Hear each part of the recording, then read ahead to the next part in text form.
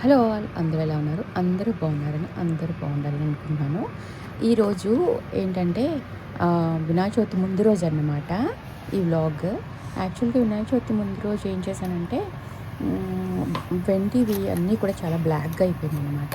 So, వాటిని చక్కగా colour వచ్చేటట్టు చేయడానికని చెప్పేసి నేను అంటే మన వెండి వస్తువులు మామూలుగా తళతళలాడిపోతాయి కదా! కొన్న కొత్తలో అయితే అలాగుంటాయి. వాడితే ఎలా అయిపోతాయంటే చాలా బ్లాక్‌గా, చాలా ఇదిగా అయిపోతాయి కదా! వాడితే. అలాగా వాడేసి ఉన్నానన్నమాట.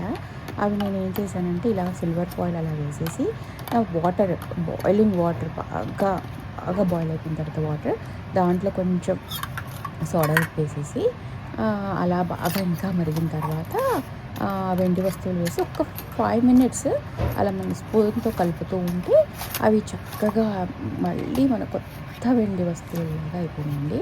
నేను అదే చేశాను యాక్చువల్‌గా.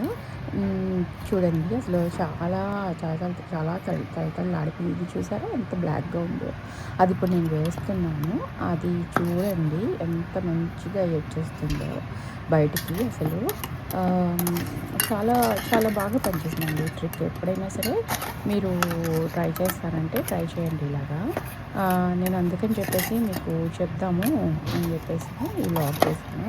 యాక్చువల్‌గా నేను చూసాను. బట్ ఎప్పుడు ట్రై చేయలేదు. ఇదే ఫస్ట్ టైము నేను ట్రై చేయడం అయితే. మీకు చూపిస్తున్నాను చూడండి. ఎంత మంచిగా అస్సలు చాలా బాగా వర్కౌట్ అయింది. ఆహ్, ఇంకా యాక్చువల్‌గా మీకు చూపిద్దామని మళ్ళీ నేను కొంచెం సోడా ఉప్పు ఉంటుంది కదా! అది యాడ్ చేశాను. ఇప్పుడు చూడండి ఎంత బాగా మంచిగా అసలు తళతళలాడుతూ వచ్చేస్తుంది బయటికి. అది అంటే కొంచెం ఒక 2, 3 మినిట్స్ మనకి కొంచెం టైమ్ టేకింగే.